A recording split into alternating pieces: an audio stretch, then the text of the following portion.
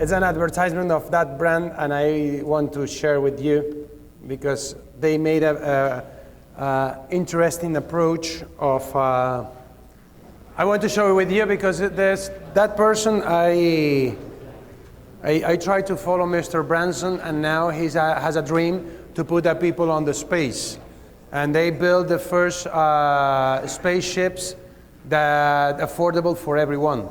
So that person is always have a step ahead, and his story started with the music, then with the music, airlines, spaceships, so far so forth. A brand promise is the marketer vision, what the brand must be and do for consumers. Okay? The brand equity models, there are three kinds of model of brand equity. First of all is brand asset valuator.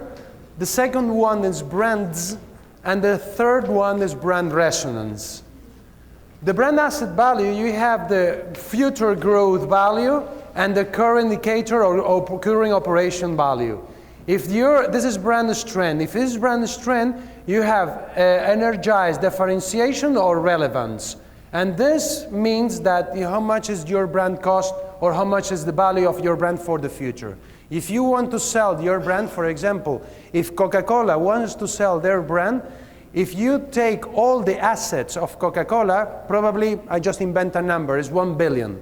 But if you want to sell the brand, costs 10 times more.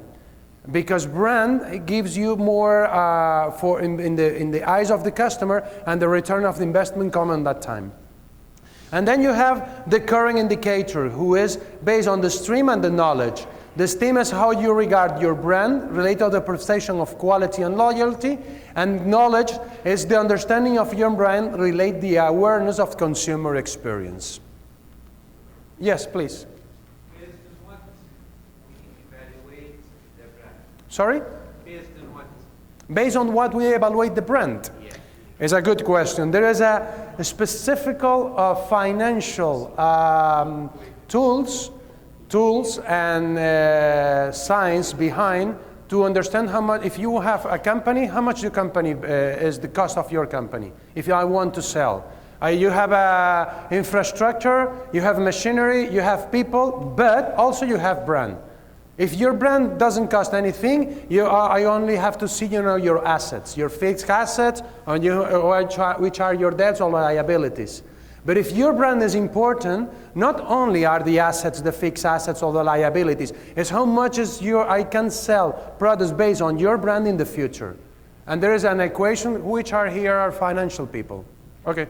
There is a specific way in accounting, in a specific step, maybe the end of a specific activity or something, to reevaluate the goodwill value, and it can be added also to the books itself. Mm-hmm. It's not easy to know, because at the end of the day, when you have some person who wants to sell the company or the brand, and one who wants to buy, I want to sell with a bigger price, and you want to buy with the lowest one. So the discussion is a start. Yes? It's considered as intangible assets. Sorry. Considered as intangible assets. Repeat again? Intangible assets. Mm-hmm. It's considered as an intangible asset. Exactly. Intangible assets, exactly. So the universe of brand performance, I'm sorry, is too small to see it. Okay, I'm trying to explain to you. What you see in the dot blue points or lila points are brands. You have here divided in strength and stature. The strength is the energized differentiation and reference, and the stature is esteem on knowledge. Those kind of brand are new and unfocused. Those kind are eroding and declining. Those one are the leaderships, and those one are the niche momentum. So you have here the explanation of one of them. The leaderships are the one who are now in the market. This brand have become irresistible, combining high brand strength with the high brand stature. They have high earnings, high margins power, and the greater potential to create future values. This is a 2010 chart, and you see, for example, IKEA here, Pixar, Nike, Microsoft, the one who are here are better. Apple is not here, but Apple probably now today is here. Toyota, Xerox, Verizon, so far so forth. And this is basically American companies. Some of French companies like Moet Chandon in the niche momentum. And then you have the other ones, okay? Here is declining. You know, you see American Airlines, Bank of America, Prudential. In fact, Prudential is almost close. Those are the brands. Sometimes they have a very well known and then doesn't exist. Do you remember the airline called Pan American? I remember when I was a kid that Pan American was the biggest airline in the world. And suddenly they closed. And when I was a kid, I didn't understand why. Why such big airline closed? And because probably they are in the declining moment. They don't, as for example, also Nokia, as we spoke yesterday. They don't adapt their product to the market and the new needs from the markets, and of course the competence, because competence is very close to them. Okay? Questions? No? Okay, so the brand's dynamic pyramid is made by some Milner Brown developed that kind of brands model. That brands model have two things, the weak relation, low share category, and a strong relationship, high share category expeditor. So here you have presence, relevance, performance, advantage, and bonding. And all of them are related with some stage of the customer. Do I know about it, about the brand? Do it offer me something? Relevance. Can it deliver? Performance. Do it something better than others? The advantage. Nothing else is best. That's the bonding. And that one are the people who are more loyal. Okay? Remember the funnel we saw in the previous slide is very well related with this one. Okay? Then you have a brand resonance parameter. Remember that we have three different kinds of brand equity models. Brand asset valuator, brands, and brand resonance. The brand resonance is this one.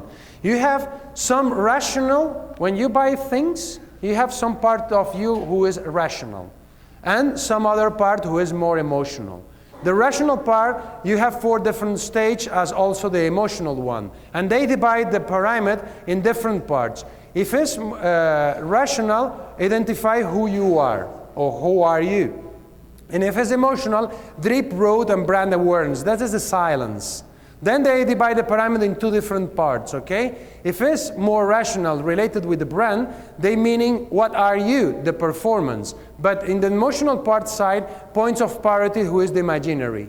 Then you have what about you, the judgments, and the positive accessible reactions from the emotional point of view, who are the feelings. And finally, the resonance. And the resonance is what about you and me, the relation you make with the brand, and the intensive. Yeah. Okay.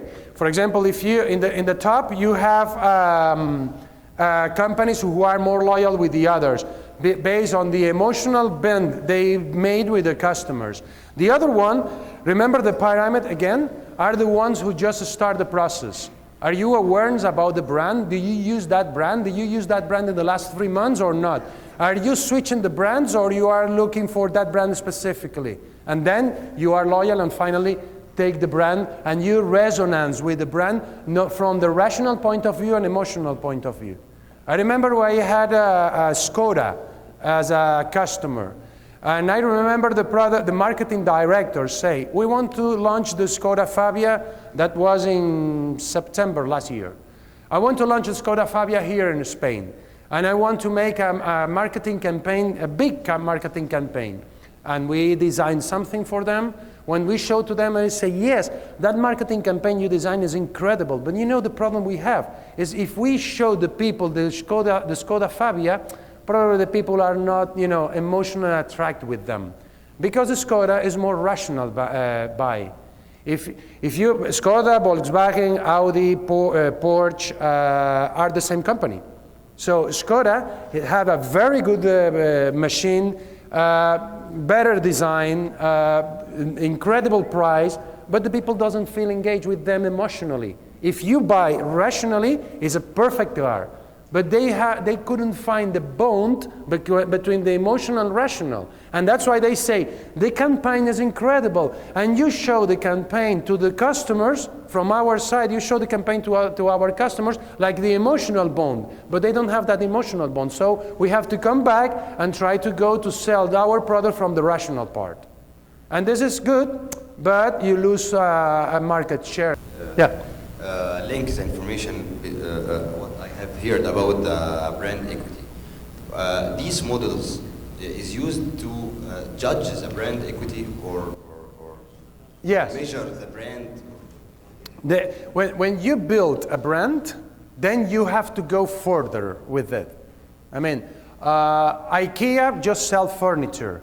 But what IKEA was doing else? You have the small case study, but we didn't have time to read.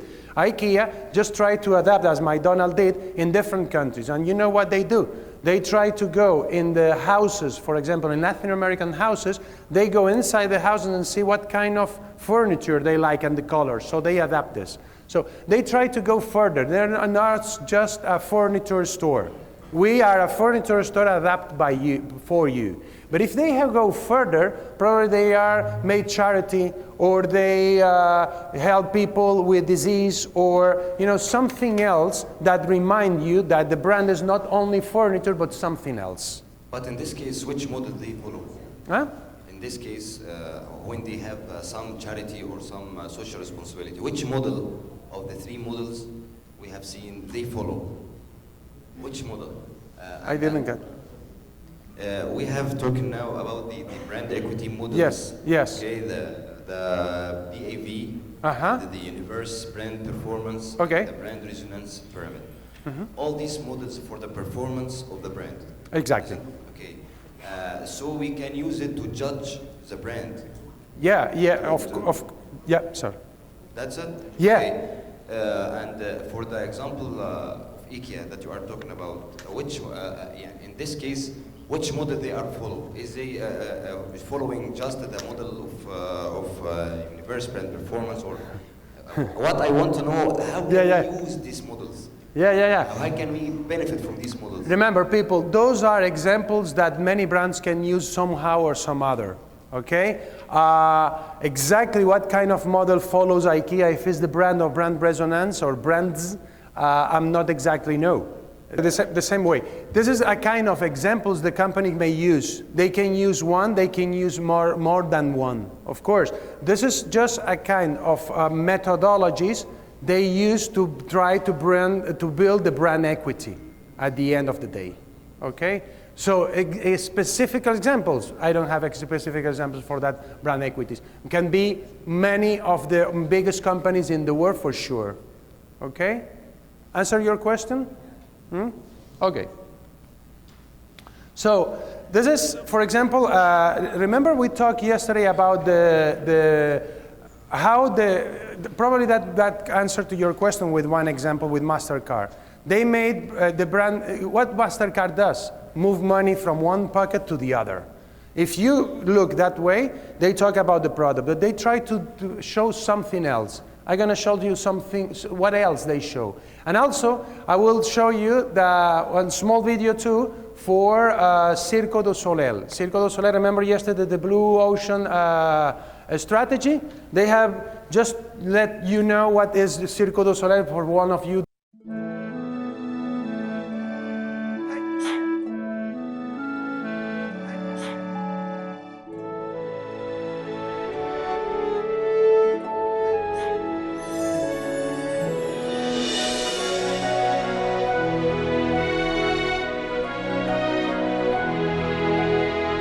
Hot soup, $4.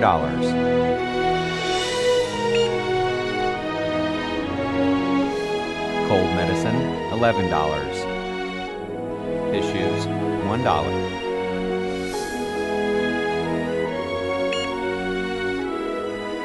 Blanket, $24.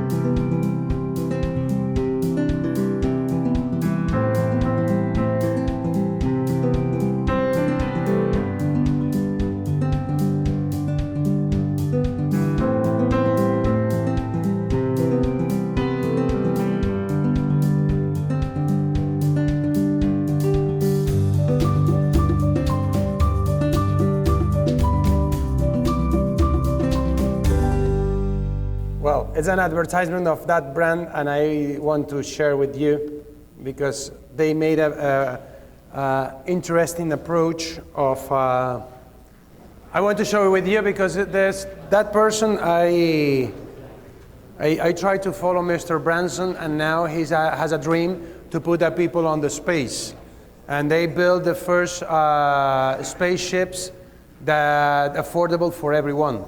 So that person is always have a step ahead, and his story started with the music, then with the music, airlines, spaceships, so far so forth. A brand promise is the marketer vision, what the brand must be and do for consumers. Okay? The brand equity models, there are three kinds of model of brand equity. First of all is brand asset valuator. The second one is brands, and the third one is brand resonance. The brand asset value, you have the future growth value and the current indicator or current operation value. This is brand strength.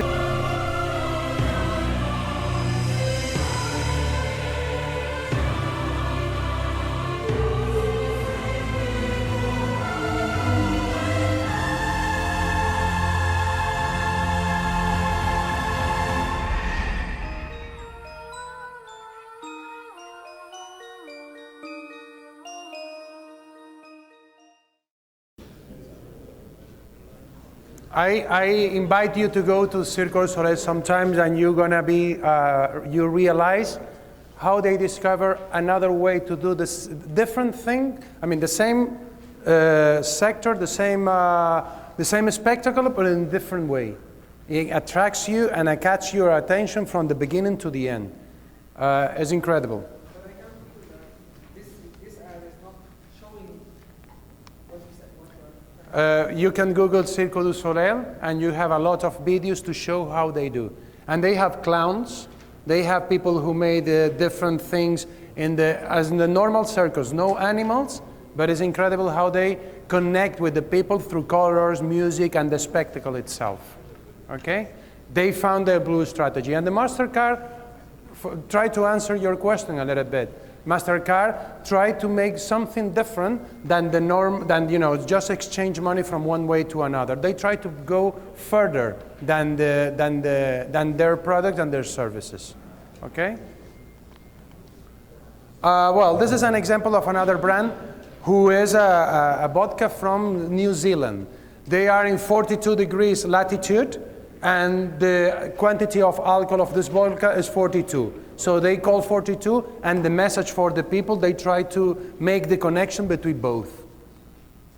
Okay, so brand elements can be brand names, slogans, characters, symbols, logos, URLs. URLs is your web link web. And I'm gonna have you something like I did yesterday, and probably you will like. Yesterday, remember we talked about the mission and visions. Let's talk about the slogans, and let's see if you remember some of those slogans, okay? Before that, the brand element choice criteria has to be memorable, has to be meaningful, likable, transferable, adaptable, and protectable. Okay? So, first one, I'm loving it. Easy, McDonald's. Second one, when you care enough to send the very best. Huh? Huh? I can't hear, sorry. To rent? Huh? Rent a car, no. Huh? No. FedEx, no. Huh? Money transaction, no. Gift company, yes, you're close.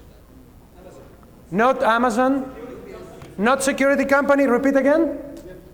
Gift company. You know which one? Which one has said that? Hallmark. Very good. You didn't see on your okay. Hallmark. Think different. Apple. Very good. Have it your way. Huh? Have it. I know, impossible is nothing. Adidas, very good. Have it your way. Burger King, very good. Who said something else? Now it's Burger King. Melt in your mouth and not in your hands. Huh? Huh? Blow cheesers? No. Maltesers? No. M&Ms. Hey guys, don't look in your mobile, huh? Do not cheat us. Next one. The happiest place on the earth. Disneyland. Very good. Is the real thing. Is the real thing. Don't look in your mobiles, please. Don't look in your mobiles, please. If you look in your mobiles, don't say anything. Huh? TV something, no. Huh? Samsung, no. LG, no. Huh? BMW, no. Cartoons? No. Huh? No. You know which is the brand? You know which is the brand? Coca-Cola. And probably you don't know because here you drink more PepsiCo. But if I say, I did that example, for example, in Spain, and everybody know immediately, Coca-Cola. So next one, the best a man can get. Gillette again. You say that, boss? No, not boss. Betcha, can eat just one. Betcha is like I bet you. It's like an American expression. Betcha, can eat just one. No, Galaxy, no. Twix, no. Something related to burger. Huh? I'm sure this is a burger restaurant. A burger restaurant? He say, I'm sure it's a burger restaurant. No, at all. Not sure, not at all. Huh? Pringles? No, close. Lay's. And Lay's is PepsiCo, guys. I don't know, how do you know from the very beginning? If you drink PepsiCo here, Lay's is the biggest brand. In fact, they made a lot of money with Lay's. The ultimate driving machine. BMW. You say that? Okay. The final one. Drink it to believe it. Huh? Pepsi. Okay? And I expect you have this one from the beginning. So it seems that the slogans are better well known by you than the vision and mission. And this is normal. Because usually what the brands do is try to, through their slogans, give you messages. Okay? And the message like this, think different, of course, is the values and vision and mission of Apple, for example. Okay?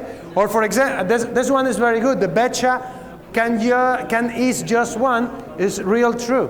If you try one lie, you just can eat just one. You at least eat 2 or 10 or the whole package, isn't it?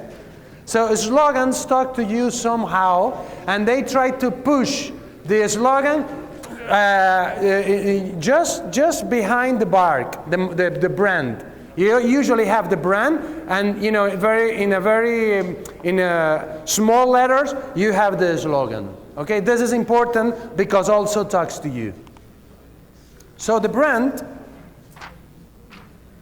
has different parts. You have things, people, other brands, and places. Other brands talk to you about the competence. So you can make alliances, you can share ingredients, you can bid with the company or the extensions. If you brand think about the things, you think about PR, events, causes, or third-party endorsements. If you think about people, you think about internal marketing or endorsers. And finally, if you think about brand and places, you think about the demographic, segmentation or channels to communicate with them. Okay? The internal branding is how you talk your brand with your internal customer. With your employees. You have to choose the right moment, link internal and external marketing. As I said yesterday with the example of the ski house, They want to launch something outside, but before that, they have to be very well prepared inside to be sure that the message outside is clear inside, and and fluent and be very fluently. And finally, bring the brand alive from employees. You have here a brand value chain. Okay.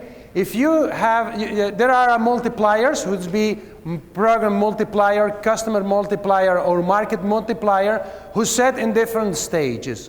If you have the value stages, for example, marketing program investment, which is be product, communication, trade, employee, or other, can be multiplier by program multipliers, which clarify relevance, distinctiveness, and consistency, and so far, so forth. Okay? This is just an example how you can have different stages in brand and how you can multiply that position in the market. Okay? If you want to measure the brand equity, you have audits, tracking, valuation, and valuation. Probably is yes, and valuation. I think we have another. If you see what's the most valuable brands, again, this is 2009. Coca-Cola is 68 billions. Today is 93. Okay, you can see in your mobile, because you are curious when you see the vision and mission. You can see which are the most valuable brand. In fact, which is the brand of the Chinese guy, like at the Amazon one? Alibaba. And 3 months ago, he was 1 week ahead of all the companies in the world. The biggest value of the brand in the world was the Alibaba one. Of course, if he has, from the sake, 1 billion customers, and then they conquer the other part of the world, it's quite easy. I mean, he has 6 parts of the world. It's a lot of share market. And then this changes today. I think I have to change from today. So from brand value, you have the brand value, the net present value, and the future brand earnings, and the market segments. If you have the market segments, you have the financial analysis and intangible earnings, demand drivers, and role of the branding. All of them converge in the brand earnings. And the other side, you have the brand competitive benchmarking, brand strength, and brand discount rate. This is more related with competence. Okay? This is an example of one brand, American brand also, that they are existing for more than 100 years. And suddenly in 2000 they start to losing share market. They don't know why. They contract a new CEO, and the new CEO have an idea. Hey, go to our basics. They take out a lot of their brands they have in the market. They concentrate in only the brands they always sell in the past, and they increase their revenues in 25%. Sometimes diversification or have more products to try to conquer more segments sometimes is not good reason to be in the market. And sometimes you have to recover and go into your basis. So this coming back to the brand equity. So they reinforce and then revitalize this brand based on the brand equity. And you have in terms of the brands, what products it represents and what core benefits it supplies and needs is satisfied, and how the brand make products superior, and which strong, favorable, and unique brand association should exist in consumer minds. Okay? What that did is try to be in the consumer minds as much as they can based on their past, because they have 100 years. When you have a brand who has a lot of years, you have to think very well what are the changes you made, because people always remember you. If you read the small case study of Disney, you're going to see and you understand how they changed during the time and which are the challenges they have to face in the future. Okay? The brand strategy, often called the brand architecture. Which of you know the brand architecture?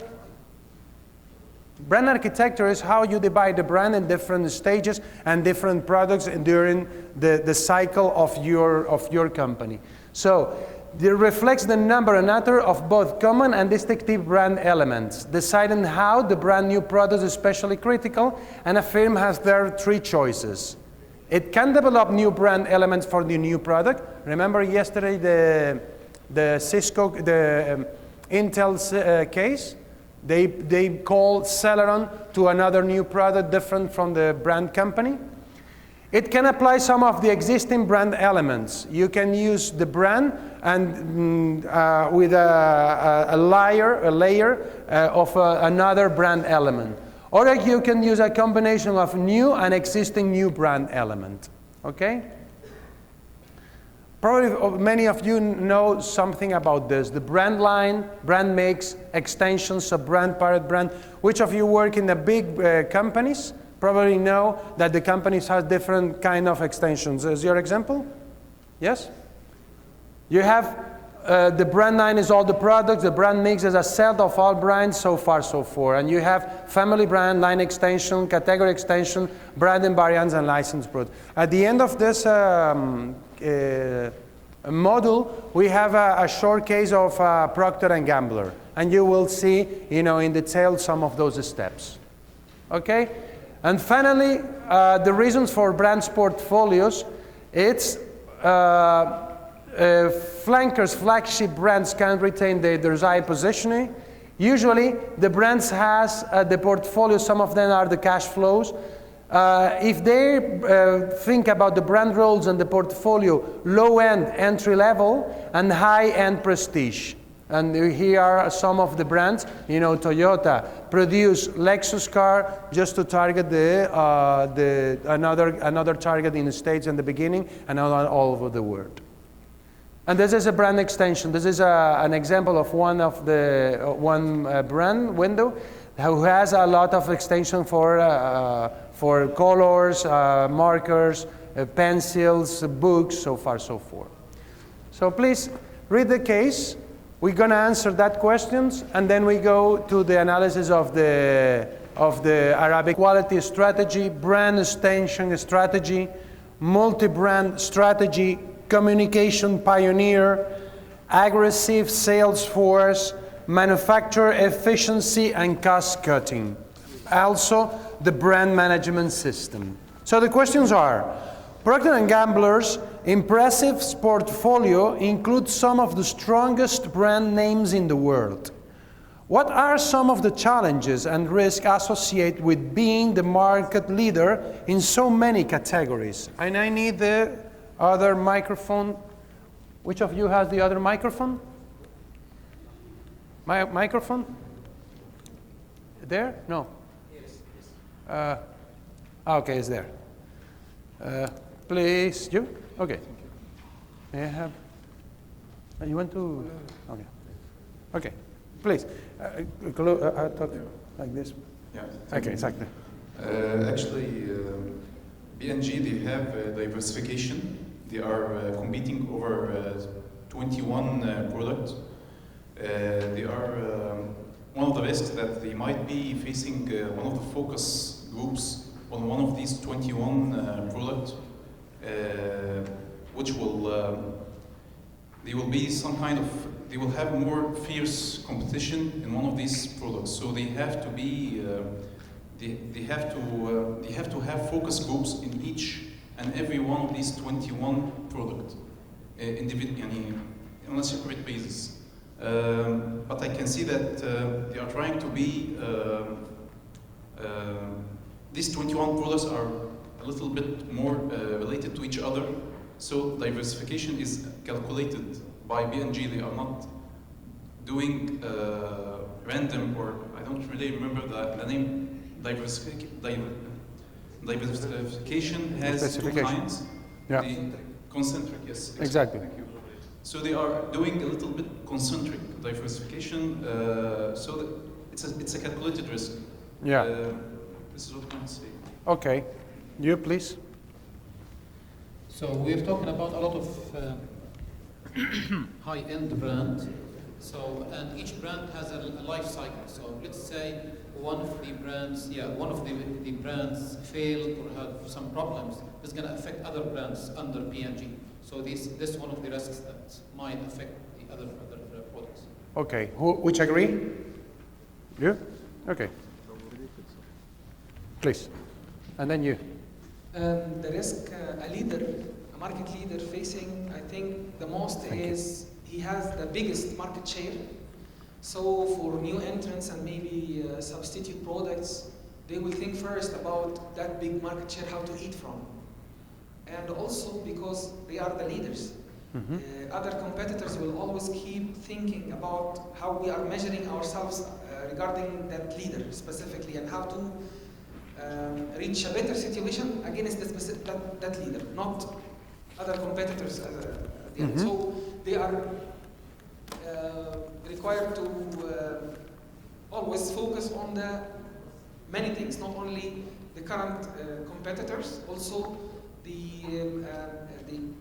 incoming or the new entrants and maybe substitutes, and we have to observe carefully who's there and what they are going to do to avoid having that kind of problem. And I know about, for example, some computer software programs, companies like Microsoft. They are purchasing huge amount of money every year, small companies that they are expecting they are going to eat from its market share in future. And maybe they are dropping the whole software, but they have to purchase it and drop the money. Yeah, this is very typical. And as you see, for example, WhatsApp was bought by Mr. Zuckerberg, and how many millions? But please try to answer, the risk associates to be a market leader in so many categories. Okay? Yes, and then go there. Yeah, please. I think one of the main risks is managing the brand equity for at least 15 brands out of their 21 brands is very famous, very successful.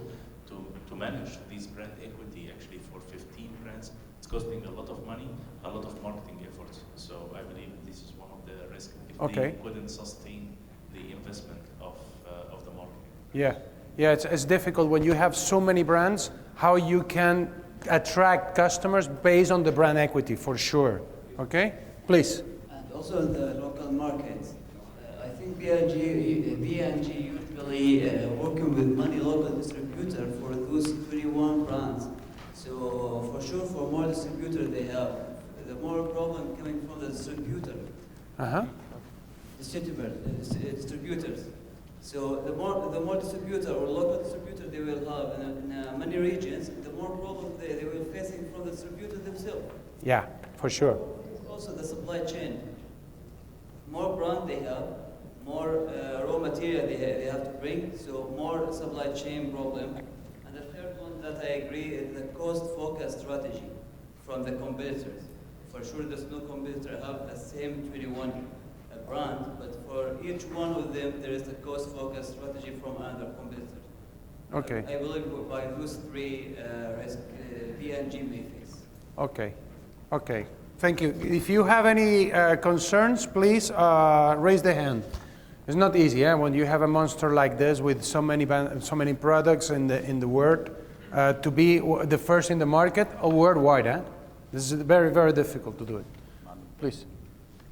I see the issue here is that B&G is a house of brand, and it contains different brands, and it needs to spend more money to keep this brand name competing with other competition.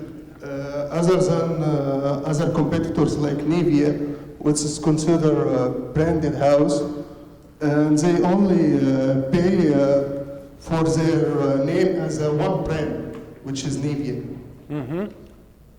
But it's a different case here for B&G. Yeah. As they pay for each brand to make and maintain this brand. That's all. Okay. The last intervention for this question, and then the second question, please. Okay? Maybe. You have the, yeah. Maybe it's not mentioned in the case study, but as I know that P&G started to feel that there's a risk from the diversity of the brands and the products.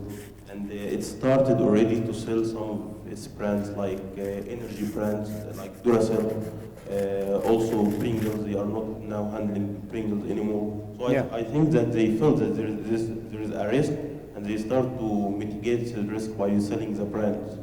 Yeah, you see, remember the case of the brand I mentioned in the last slide, the Prim one. They have a lot of product, 100 years of history. They have a lot of product in the market, and they realize they are losing market share. So they say, you know what? Let's go back to our beginnings. Let's forget, the innovations we made in some of the products to conquer some specific segments. Go back to our origins, and they increase 25% in 3 years. So they save the numbers again. So it's a risky when you have. I remember that the example. I don't know if I told you yesterday, but when you go to the supermarket, you had before 47 different kinds of toothpaste from Colgate.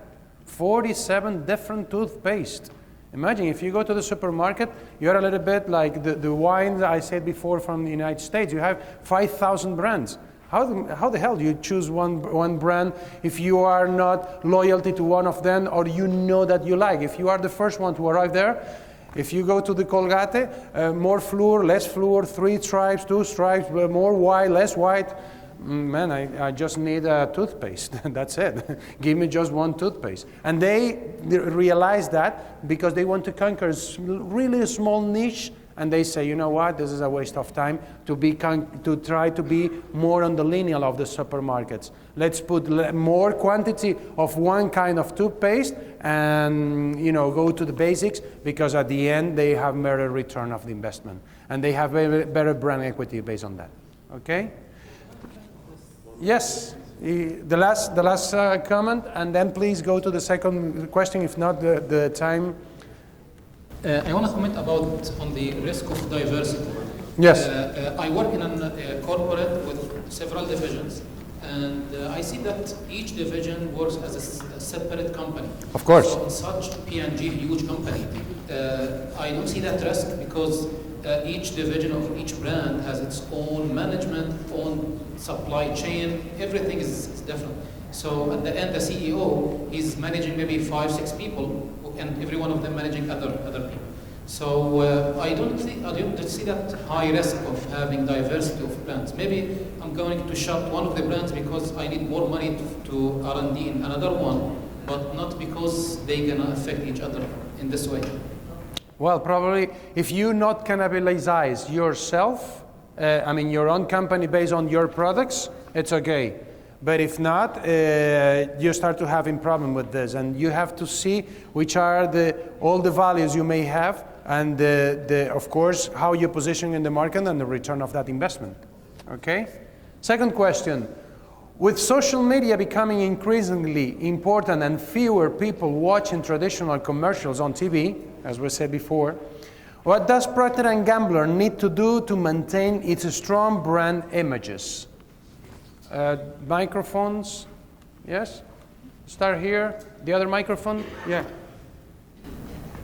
Yeah, with more customers, they are spending more time on social media and Facebook, Twitter.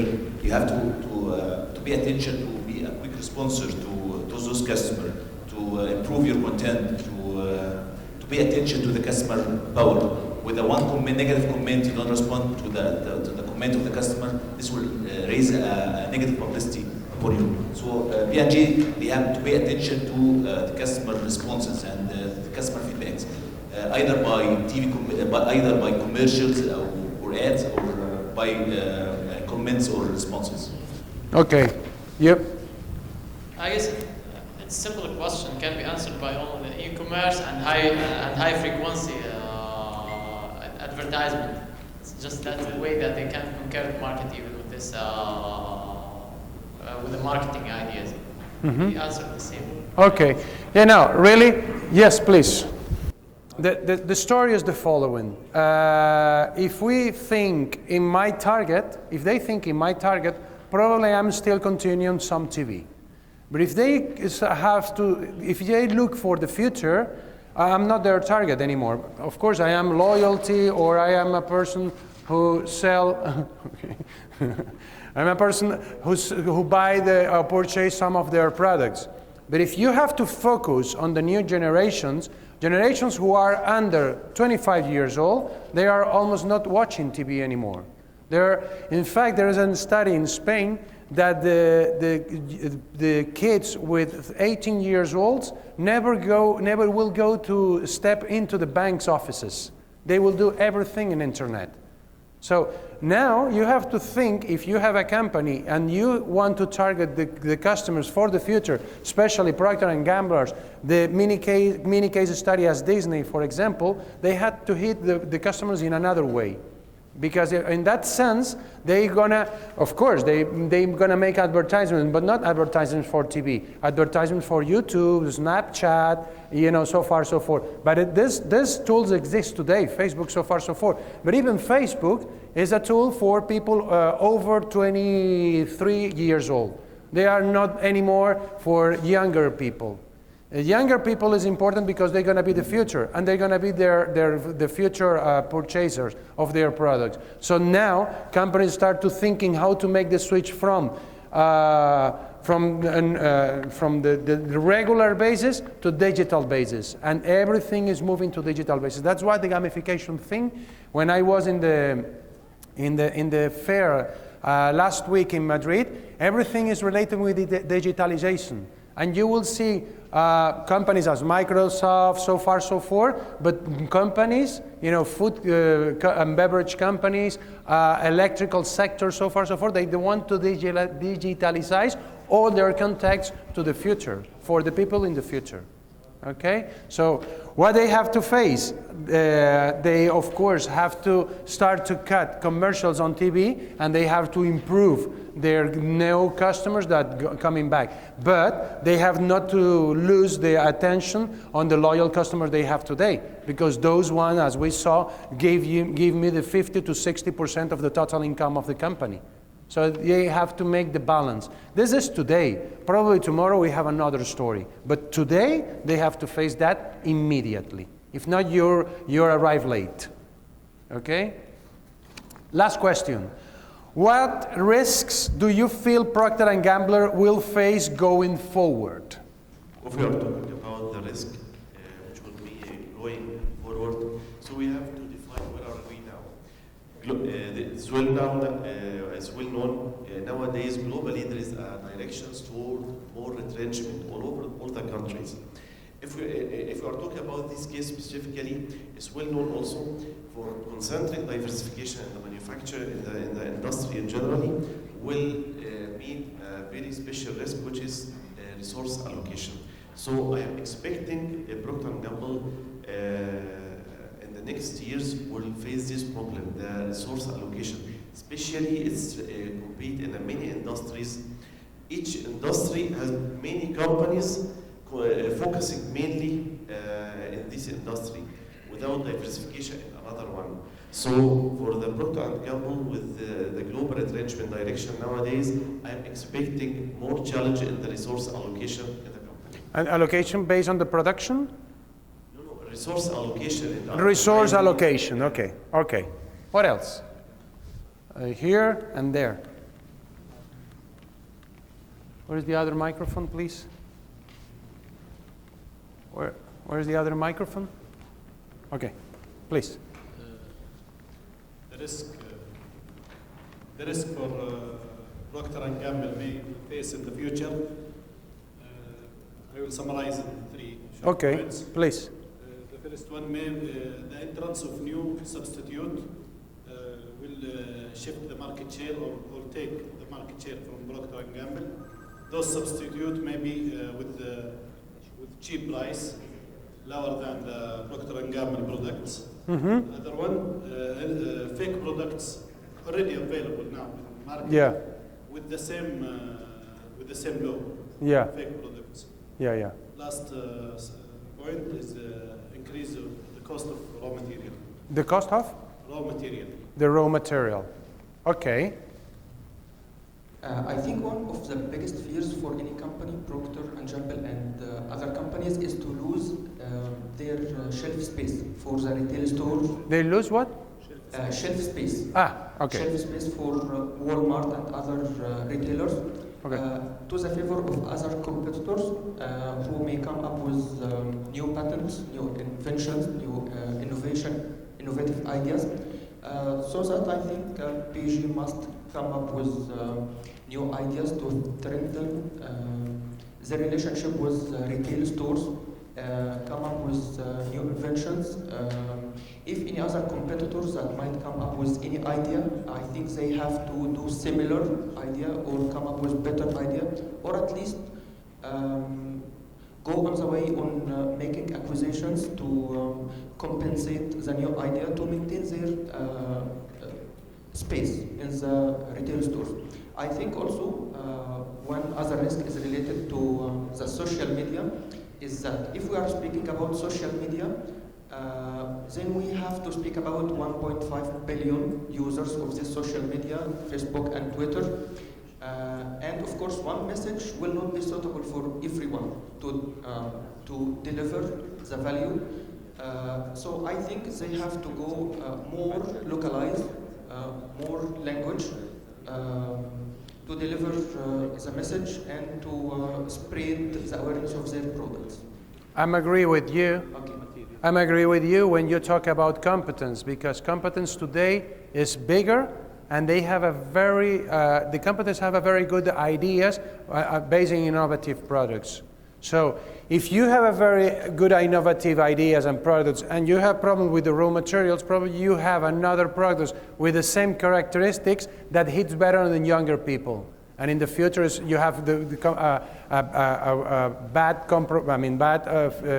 or black future, let's say, based on that things. Yes, just having 15 brands out of 21 is a really great job. But at the same time, I think the only trade of the market of the upcoming period, I think that Procter & Gamble already have a lot of categories it's working on and just supply and its brands on it. So I think the major threat is growing of other companies is more specialized in each category of the categories Procter & Gamble is already working on. So if they are growing brands, any other growing brands or companies in certain industries and in different categories, I think they will going to affect Procter & Gamble and will compete it very, very hard. Yeah, I believe so. I believe so. That is very, they are very well positioned. But remember, when you are bigger and you hit the floor, the pain is bigger also.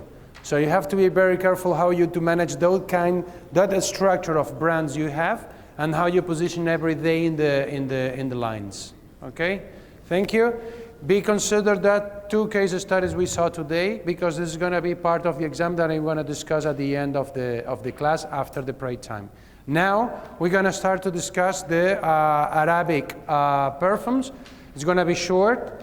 It depends how many of you. Which of you didn't read the case? Now raise the hand, please. There's no problem. Just raise the hand, just to have my idea how many. But very high, please, very high. Do not worry. Don't be ashamed. I just want to know how many people, more or less, we have here. Okay, well, probably 40 or 50%. This number is not so good, but I try to do my. Which of you can give me a small resume of the case? What is all about this case? Which of you? Thank you, my friend. The microphone, please. We have a microphone there. Yeah. Yes, please. Remember the microphone here. Yeah. Listen, yeah, sorry. If the people didn't read, please listen carefully, okay? To try to follow up a little bit the strategy I try to give to you today, okay? Please. The conclusion of the study case of the Arabic would be perfumery companies, leading markets, is that they have changed their mindset to concentrate on a big layer of their end users within the GSCC to give them whatever they need or they want. So they came up with a product that is designed based on their customer needs, that make them have a better market share, gave them also the ability to recover from crisis after the economy that happened worldwide, opened them new shark markets for new products. At the same time, it influenced even a big layer of their customers in other countries because of the world travelers. So they come across the Middle East. So they are influenced by the culture in some stage. So they made benefits of all this to create a new product, and it served them well. Okay. So, yes. Yeah, 1 billion, something like 1 billion of 1.5 billion of people are traveling every day, every year in the world, and 50% of those people go into the shopping stores in the duty-free shops, and many of them buy perfumes. So this is a big market for them. The case reflects something. How the big brands, Elizabeth Arden, Steel Lauder, where else?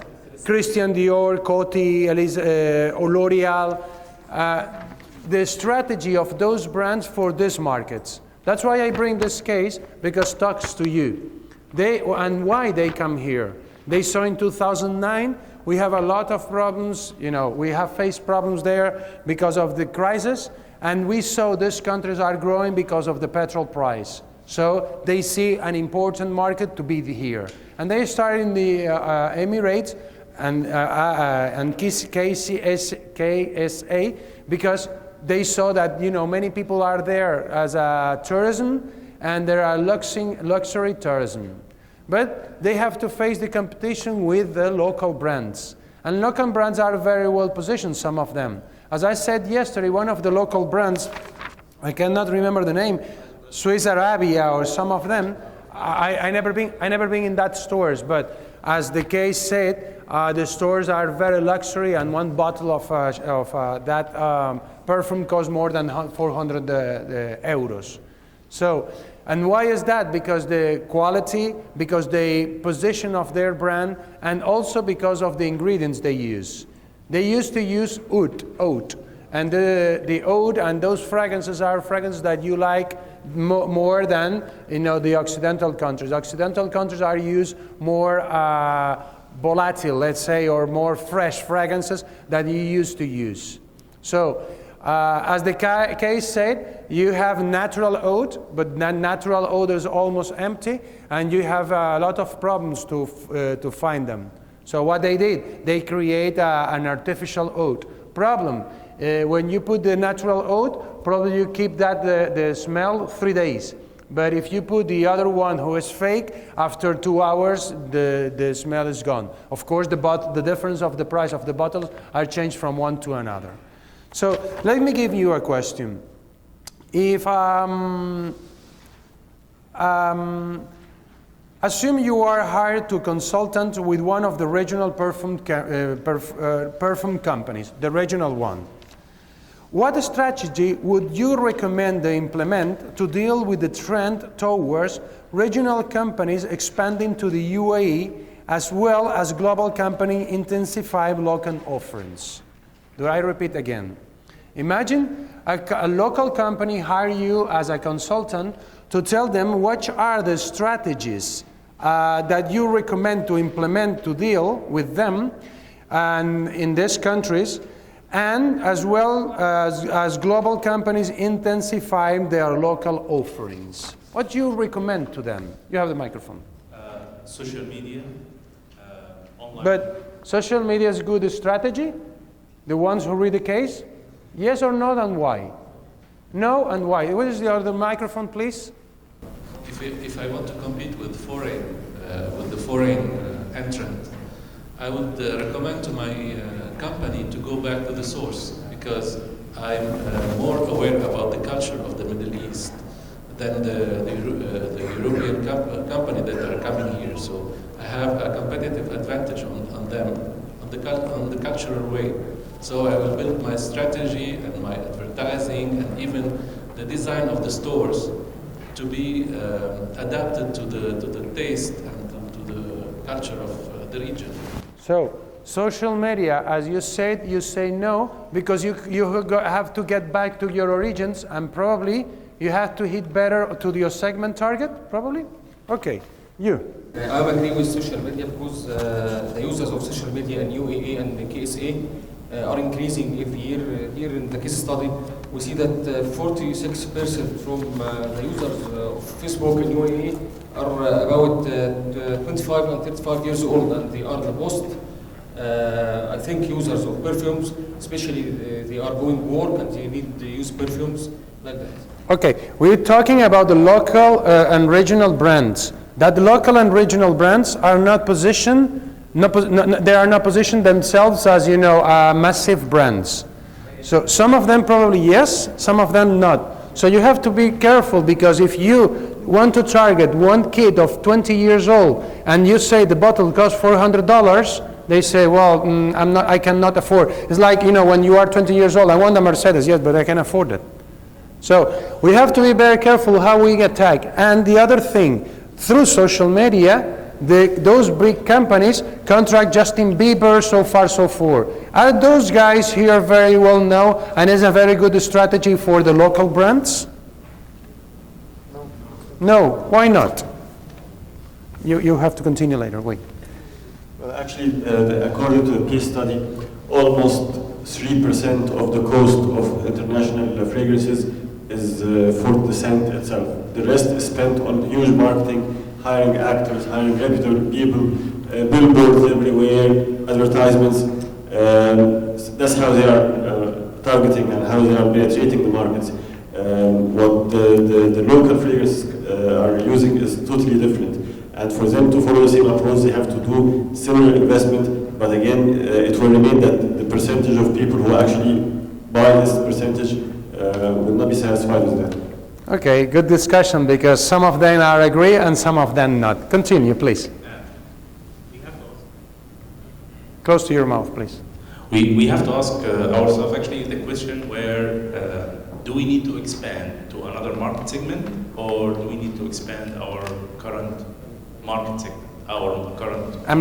I mean, my friend, you have to face that, you know, that monsters, L'Oreal, so far, so forth, they have enough money, and the cost of the bottle is $3, and they sell for $50.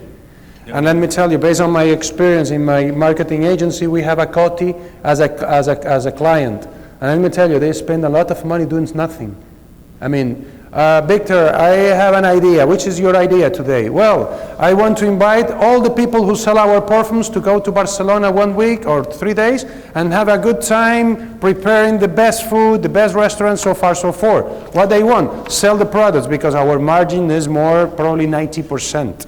They're very good margins. So, of course, they have to spend all their money in marketing, and marketing. Okay, so be careful when you try to hit this market. The first, consumer behavior, then which are the brands and how these local brands are positioned here, and third, which is the way to communicate with them. Continue, please. But actually, the local brands, what I understood also from the case study itself, is mainly driven or mainly focused on the high end customers. Okay. So it is actually a well-recognized brand. So you know, if I go to a lower market segment, it will be by default also. Okay, great that apportation. So the answer to that question with the social media, from my point of view, I'm not expert, I'm just an opinion based on the case study, is not good idea, because you try to target a segment of the market that is not talking to you, and you're not talking to them. Base that you want to go to the basis, and then you position in the upper level. Okay, and in fact, I told you again, if you see the web page of those local brands, web pages are not friendly. No, the usability of that web page are not so good. In fact, they are very old-fashioned because they are not talking to the kids. They are talking to you or they are talking to me because probably we are the targets. And that's why in the retail stores they spend a lot of money. That is where they spend the money. In the retail store, the most luxury retail store. I never see one of them, but probably all of you saw those retail stores here in Riyadh. Okay, continue, my friend. Yeah, that's it from my side, actually. Okay. Okay. Using the social media will be the way for them to expand market segments, to other market segments. Okay, please. Microphone. Yeah. If you want to expand the market segment, you need to change your pricing strategy. So, sorry. Repeat again your question, please. If you need to expand your market segment, you need to change your pricing strategy because actually your pricing strategy is really directed to the high-end customer. You have a premium pricing. Now you need to change your pricing strategy to match those people who are 25 and above. So actually, I think it's not good to. You have to keep your you have to keep your high-end customers. This is your target customer. You need to focus on it, on them. And part of the question, part of the question, which is regarding the social media. You never find an advertisement for Mercedes, for example, Mercedes S500 on social media. You find Mercedes C-Class on social media, but for the high-end customer, you don't find advertisement for them on social media. Okay. Yeah, please. You, please. Also, I think that companies here can use a strategy for expanding the product line. The same perfume can be used in the many forms such as body spray and deodorants, and for fragrance, for formal fragrance and for nights. This also can increase the sales and increase awareness about the brand between the people and can compete easily the others, especially the worldwide known brands, because here in the culture in the Gulf. Allow the man and the woman to use more than one perfume in the same time. I know. So this can increase sales and increase the chances for these companies. I have a question for you. Yeah, you want to answer, please? Why not, for example, to create another product? It's the same. You take my word. It's exactly the same thing I will say. What about if you have a local brand and you want to hit that market, 24, 25 years and below, with another brand or another product based on your brand? But this is exactly what they did. This is exactly what they did. When they thought about the Oriental fragrances for the perfumery, actually they did not target the high-end people. Okay. They targeted the middle layer of the community, because the high-end really. If you think that the ounce that costs you 600 euros is very expensive, the perfume that they're using, the ounce will cost you 10,000 euros. So they did their homework exactly, and they were targeting the middle layer, not the high end. Okay. But I'm a user, and I know the product very well for the Boss. Okay. When they made a brand new from Boss that is known, and they blended it with the age oud for the Arab people.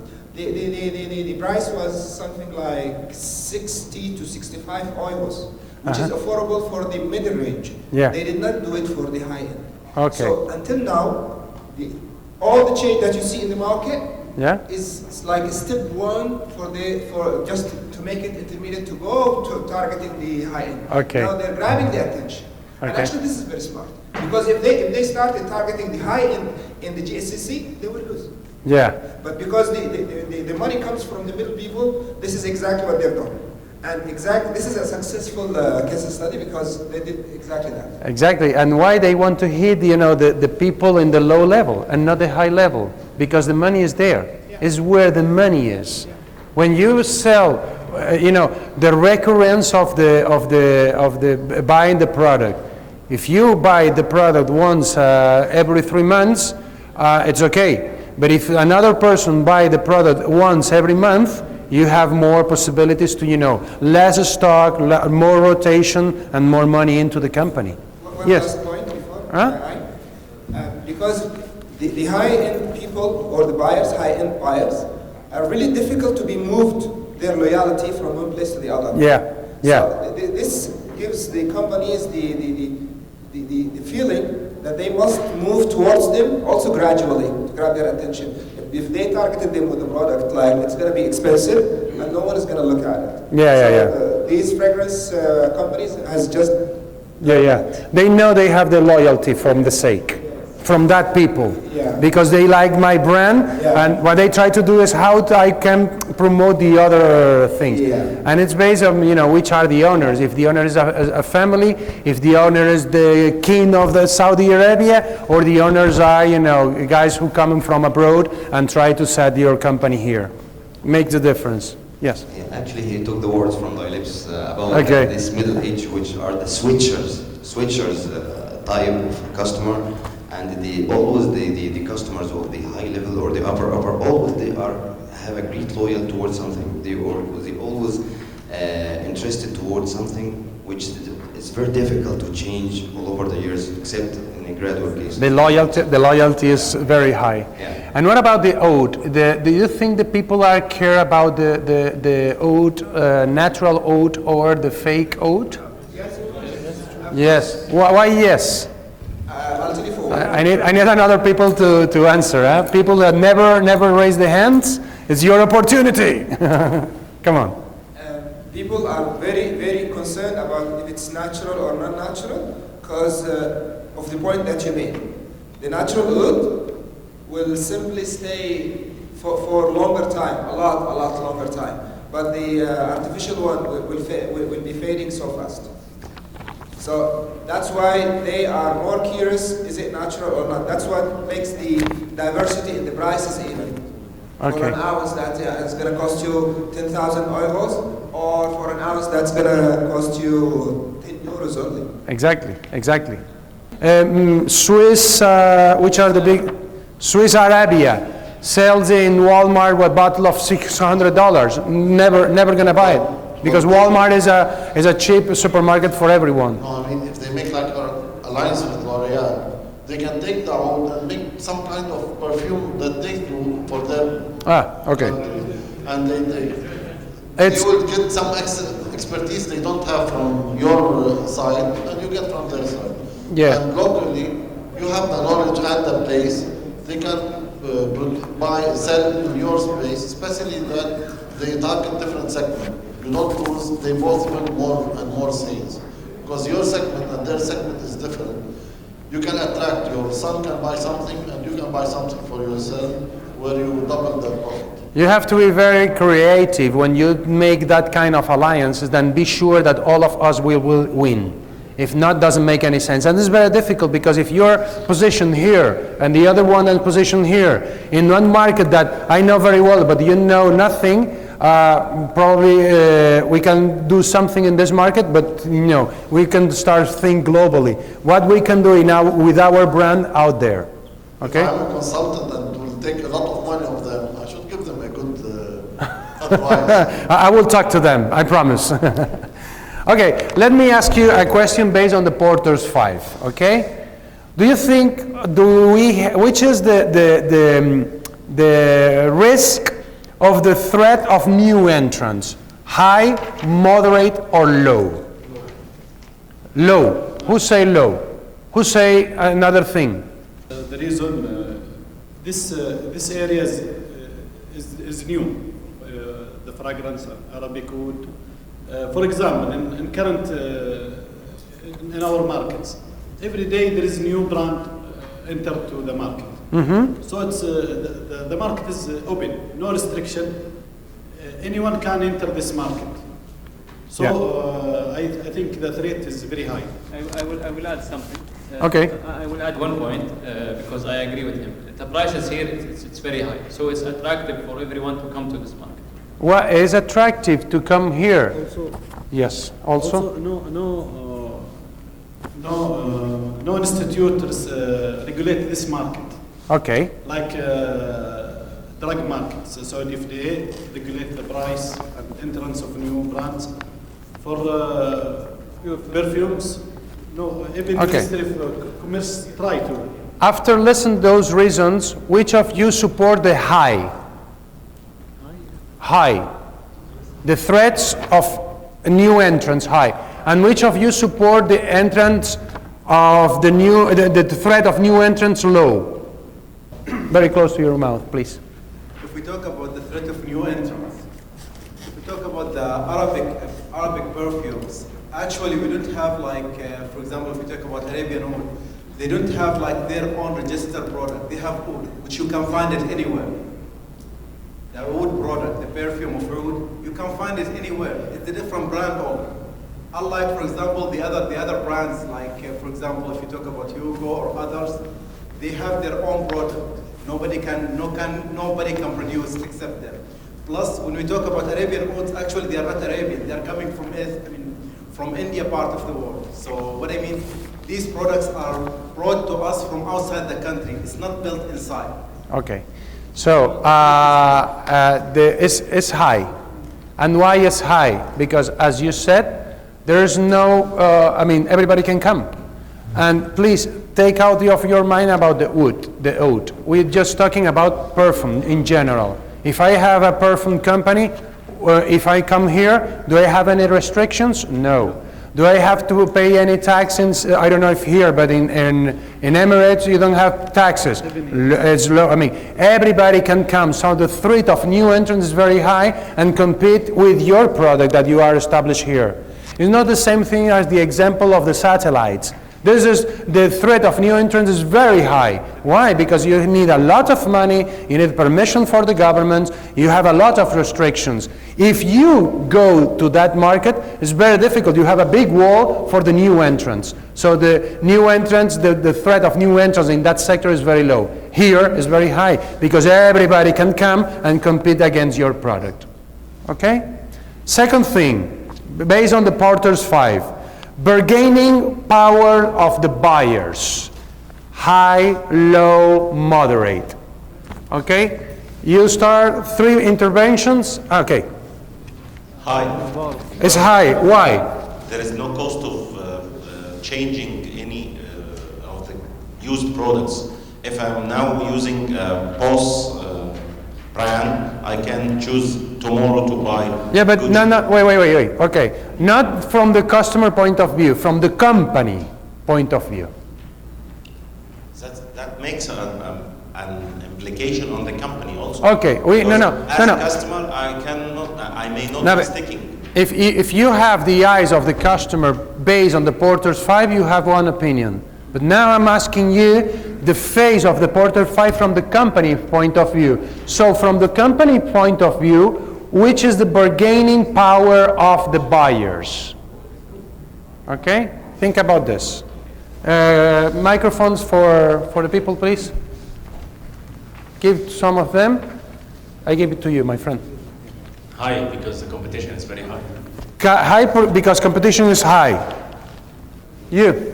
I believe from the point of view of the company, they can believe for some certain products that the bargaining power of the buyer is low, because this is a unique product, and we can find it in many places of selling the perfumes. When you see the price, a lot of people, when you see the price, they get it, because they come to pick it up. Okay. Not to bargain about the price. If I'm, yes, please, you're the last one. Microphone here. Oh, no, sorry. No, you. Okay. Yes, please, sorry. I think it's hard. It mainly depends on the quality of the product itself. So the bargaining power comes from this point, the quality of the product and how it's there for the customer himself. Okay, the buyer who already have a large proportion for selling this product is one of the items that already depends on the power of the buyer. Okay. Another point, it's plentiful alternatives. I think it's already available in this market. Plentiful alternatives in this market. Another point is the ability to have backward integrity. Ability what? Backward. Okay, yeah. Backward. It's already another item, it's already a very important item. Okay. And another point also to have a shelf space. Okay. It's a very important point also, and it's a valid point for this question. Okay. The last one here, please. And then we're going to give you the answer. Listen very well. Which of you support high and which of you support low based on their comments, okay? I think it's high. You think it's high? Because I'm also one of those who said new entrants threat is high. With new entrants threat and competition increment, it will occur, of course, better chance for the buyer to choose from different or wide range of products. Also, if new entrants focused on the missing parts, Arabian company didn't look at, like for example, market research does not mention in the case clearly that they are focusing on that part. If a new entrant focused on that and focus more to produce or to give a product more suitable for youth, which is the biggest, let's say, available. Yeah, agree. Of the segment of the market. Segment Yeah. Of the market. Demographic. Yes, we find a good chance to access to reach this segment, so they will win, of course, and the buyer power here will be very effective. Okay, so let me tell you, you misunderstood some concepts here. Which of you support high? Raise the hands. And which of you supports low? And it's low. Of course, you are the only one to say, and you are the only one who will say the exactly answer. And let me tell you why. After the comments of my colleagues, I think it depends on the segment and the specialty part of this of the market, which talking about the high price fragrances, the special fragrances is different than the other type of the mess or the switcher part. Let me try to explain the conceptual thing. If I am a company and you are my only customer, which is the power on me of that person? Is high. But now the other situation. I am the company and you are my customer. Which are the power on me? Very low, because if you go away, I don't care. I have some others. But in the first case, if you go away, I'm stuck in the middle of nowhere. So that's why when you start your dissertation, I said, think about from the company perspective point of view. In this market, the price is low. The customer can choose any other brand. Hey, they don't care. The quantity they purchase, because the other thing is, you are my customers, and you buy 500 bottles every month, and you buy a bottle every year. Of course, it's high. But if you buy one bottle every 3 months, you don't have too much power on me. Because I'm the company. Okay? So you say good concepts, but interpret, in the other way around. Okay? Next. Bargaining power of suppliers. High, moderate, low. Which of you support the high? Okay, microphone there. I have the other microphone. It's here.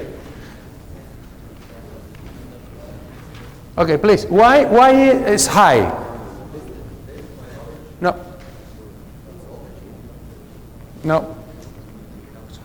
Okay. Based on my knowledge, the provider for the raw material of the wood is very limited worldwide. I know that this is one of the reasons. This is why the end product is very expensive, and sure, definitely, the provider for these raw materials are controlling it. We can rate them on only one hand fingers. So they have their strengths that they can control the delivery of this raw material to the company. Based on this observation, I'm agree with you, but you have to take in account that we discuss some other things based on wood. Which else the thing is moderate or low? You will? High. Now, I need people who support or moderate or low to have the discussion. You? Low or moderate? Moderate, please. And you? Moderate too. You too? Okay. Say. I think it's high if you are considering the natural. It's high.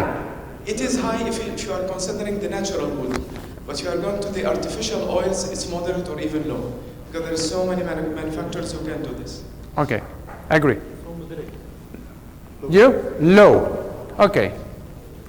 Why is low? Again, the raw materials cost a small portion. It's the same, Okay. Same approach. Also, a lot of substitute suppliers can exist for natural oils, because there are all natural ingredients that do exist. It's all a matter of chemical formulas that are made at the fragrance creator itself. So it's not something huge to consider. What they care about more is what the bottle would look like and how will they market it. Okay.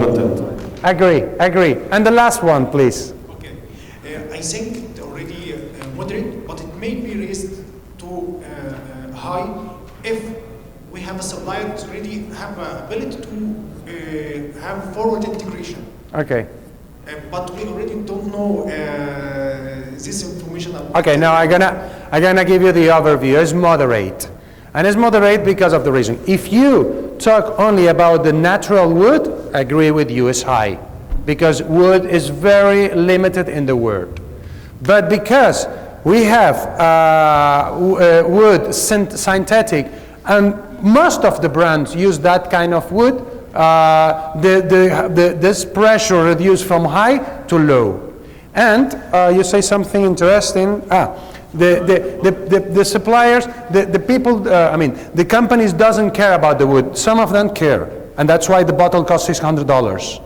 If not, it's not. I promise you, that bottle doesn't have a synthetic wood, has a natural wood. But because those are a few companies positioning in that market and pay not €3 or dollars for the cost production, probably they pay 25 or 60, but they sell in 500 or 600. So who cares if I find the wood on that price if my bottle is in a very high price? Okay, so it's moderate because of the Meyer market, the wood, more perfumes are synthetic, and low switching cost. Yes, please. About what we are discussing. We are discussing the total market of perfumes. And based on that, you now said that the power of supplier, bargaining power of supplier is low or moderate. Moderate. So if we are talking about the total market of perfumes, I can guarantee that it's high bargaining power of buyers. The no cost of substitution, lots of alternatives. No buyers, not buyers, suppliers. I'm just trying to connect all the cycle. Now we are thinking about the suppliers and we are considering the whole industry, the whole perfumery industry. Yes. So when we are talking about the buyers, I thought that you are considering only oud. That's why you said it's low. But now I'm confused. Okay, now let me try to explain, okay? Again, company who sell perfumes. If you all are my customers and you buy one bottle every 3 months and I lose one customer, it doesn't affect too much to my at the end of the year my financial accounts and my product. If you are the only customer who I have and you buy 100 bottles every month and you one day say, you know, I'm angry with you, I'm not going to buy any more from you, I'm stuck in the middle, I'm, broke. This is customer point of view, that's why it's lower. If we take into the account the whole picture, all the companies, the bargaining of the buyers is very low. Now the suppliers. Because some companies use natural wood, that's why it's moderate. Because if not, you are my suppliers. I'm at the company, now you are my suppliers. If I want to buy natural wood, this is the only person who sells natural wood, and I am the one who sells the bottle at €600, the pressure on me is high. But if I don't care if the wood is natural or not, and all of you sell non-natural wood, I don't care if you don't sell. He will sell to me. I have a queue of people who want to sell me their product to produce my product. That's why it's moderate. It's moderate because he exists. And he exists because he has a natural wood. But if he doesn't exist, it's also low. Because I can switch from one to another. This is not a natural resource that almost finished. No, we have plenty because we are made synthetic. You know, we go to the laboratory, mix 3 things, take your wood. Okay? Next one. Threat of substitutes. It's high, moderate, or low. Okay. Okay, microphone please. Let's see if you catch the message. What I got now, it's very high. Okay. It's very high. Why is that? Because we have plenty of customers and plenty of products in the market, so the substitution has no cost also, so they can substitute any brand. Who supports him? Who say low? You say low. Okay, at least 1 or 2 or 3. Why you say low? Actually, what I'm getting from the Porter 5 forces, it's substitute is different from the competition. The power of competitors is high, but because the substitutes is very low because you don't have this kind of substitute. Someone can substitute your the perfumes itself or fragrance as a concept. Okay. You say low. According to the definition of substitute, because Okay, great. Go to the concept. Because we learn that the substitute importers mean that something that do the same thing but differ in the physical shape. For example, like clock and the mobile. Mobile is a substitute for the hand watch because the mobile we can all have the clock from the mobile. So the mobile is a substitute for the hand watch. But I don't know, is a substitute definition maybe that Aquafina is a substitute for Nestle or not? I don't know. So we need to agree about the definition of substitute to have that answer. Great point. So when you go to the supermarket and want to buy coffee and there's no coffee, you substitute for something else. You substitute for tea. This is substitution. In this case, particularly, the threat of the substitute is high. And why is high? But the observation is really good. Because we have to think, we not only substitute in other brands. This is based, if you don't have the perfume, you can substitute for sprays, ambient sprays, soaps, creams, different than perfumes. By the way, that global brands have a lot of this put into the market. That's why it's high. Okay? Not because I can change from one to another. It's because at the end it's the same product. This is a perfume. The substitute definition, as you said, is when you don't want to take the perfume, but then you take one spray who has nice smell. This is substitution.